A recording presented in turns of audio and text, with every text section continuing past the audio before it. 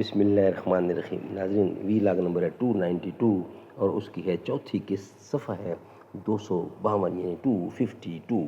ناظرین، واقعہ جو ہمارے ساتھ ہم پیش کر رہے ہیں وہ ہے ہجرت کے وقت مدینہ کے حالات، یہ اس کا پہلا مرحلہ ہے۔ ناظرین، پیج ہے 252۔ ناظرین، یہ کتاب جس کے رائٹر ہیں مولانا صفی الرحمان مبارک پوری، اور اس کتاب کا ٹائٹل ہے الرحیق المختوم، سیرت النبی صلی اللہ علیہ وسلم پر دنیا بھر میں اول انعام یافتہ یہ کتاب ہے۔ ناظرین، رابطہ عالم اسلامی مکہ مکرمہ کے زیر اہتمام منعقدہ سیرت نگاری کے عالمی مقابلے میں اول آنے والی عربی کتاب کا اردو ترجمہ۔ بسم اللہ الرحمن الرحیم۔ یسقون من رحیق مختوم، یہ لوگ سرے بمہر شراب پلائے جائیں گے۔ بسم اللہ الرحمن الرحیم۔ وَإِن تُطِیعُوهُ تَہْتَدُوا، اور اگر اس کی فرما برداری کرو گے تو راہ پاؤ گے۔ نحمدہ ونصلی علی رسولہ الکریم، جو تو بڑا ہے تو مجھ سا ہنر دکھا مجھ کو، یہ چھالیا ہی ذرا توڑ کر دکھا مجھ کو۔ نہیں ہے چیز نکمی کوئی زمانے میں، کوئی برا نہیں قدرت کے کارخانے میں۔ آتا ہے جو طوفان آنے دے کشتی کا خدا خود حافظ ہے، ممکن ہے کہ اٹھتی لہروں میں بہتا ہوا ساحل آ جائے۔ ناظرین، بقیہ حصہ ہے ہجرت کے وقت مدینے کے حالات۔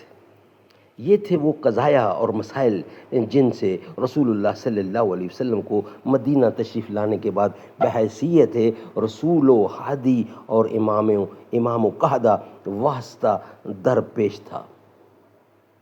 رسول اللہ صلی اللہ علیہ وسلم نے ان تمام مسائل کے تئیں مدینہ میں پیغمبرانہ کردار اور قائدانہ رول ادا کیا، اور جو قوم نرمی و محبت یا سختی و درشتی جس سلوک کی مستحق تھی اس کے ساتھ وہی سلوک کیا، اور اس میں کوئی شبہ نہیں کہ رحمت و محبت کا پہلو سختی اور درشتی پر غالب تھا، یہاں تک کہ چند برسوں میں زمام کار اسلام اور اہل اسلام کے ہاتھ آ گئی۔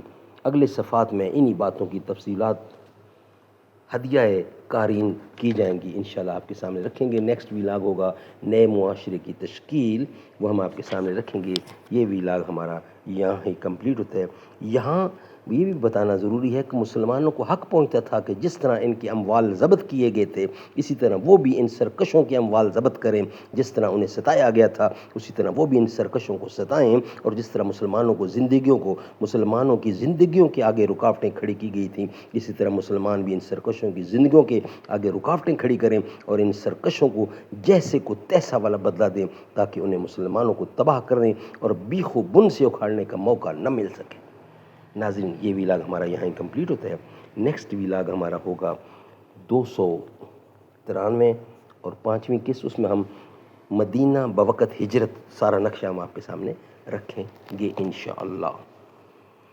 پلکوں سے چومتا پھروں کوئے نبی کی خاک، سینے سے جالیوں کو لگانا نصیب ہو، طیبہ سے آ کے بھی رہے طیبہ کی آرزو، تحفہ یہی مدینے سے لینا نصیب ہو، حافظ کے دل کی ہے یہی خواہش تو التجا، حافظ کے دل کی ہے یہی خواہش و التجا، قدموں میں مصطفیٰ کے ٹھکانہ نصیب ہو، یا رب مدینے پاک میں جانا نصیب ہو۔